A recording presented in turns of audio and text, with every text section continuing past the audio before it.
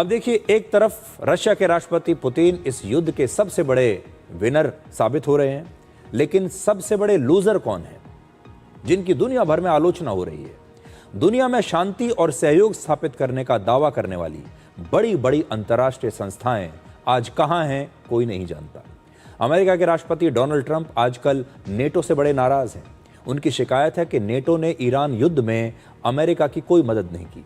लेकिन अगर हम इसी विचार को थोड़ा और विस्तार दें, इसका विस्तार करें, तो आप नोट कीजिए कि इस ईरान युद्ध में दुनिया की 3 बहुत बड़ी अंतर्राष्ट्रीय संस्थाओं ने बहुत निराश किया है। पहली है यूएन, यानी संयुक्त राष्ट्र। इसकी स्थापना वर्ष 1945 में की गई थी। तब इसका मकसद था दुनिया में शांति स्थापित करना और युद्ध और संघर्ष को रोकना। लेकिन ईरान युद्ध हो या यूक्रेन का युद्ध हो, ऐसा लगा जैसे यूएन अपने मुख्यालय पर ताला लगाकर कहीं छुट्टी पर चला गया है। इसी प्रकार से 1949 में नेटो का गठन हुआ। ये यूरोपीय देशों और अमेरिका का एक संगठन है जिसे सोवियत संघ के विस्तार को रोकने के लिए बनाया गया था। और इसके तहत इन सारे पश्चिमी देशों ने ये कसम खाई कि ये एक दूसरे की रक्षा करेंगे। लेकिन इस युद्ध में नेटो का रोल ना के बराबर है। तीसरा बड़ा अंतर्राष्ट्रीय संगठन है OIC, the Organisation of Islamic Cooperation.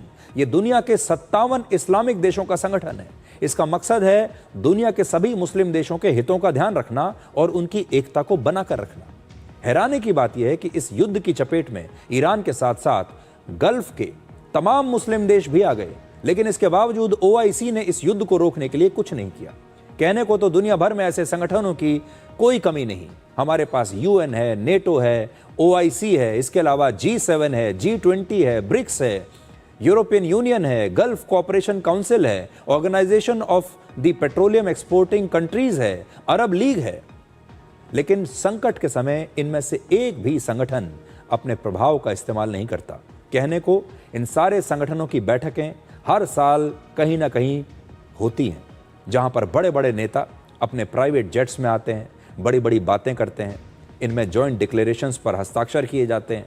ये वैश्विक शांति की कस्में खाते हैं। इन समिट्स पर सैकड़ों हजारों करोड़ रुपए खर्च होते हैं। हर साल कोई नया थीम दिया जाता है जो बड़ा फैंसी होता है कि इस साल हम इस थीम पर काम करेंगे। लेकिन मुसीबत के समय इनमें से कोई काम नहीं आता और आखिर में पूरी दुनिया में एक ही सिद्धांत चलता है और वो है जिसकी लाठी उसकी भैंस।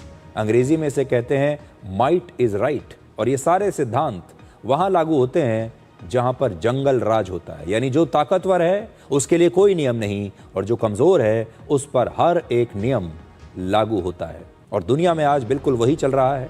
जो देश ताकतवर है वो किसी भी दूसरे देश पर जब चाहे हमला कर सकता है और बाकी के जो लोग हैं वो देखते रहते हैं, चाहे वो देश हो चाहे अंतर्राष्ट्रीय संगठन हो।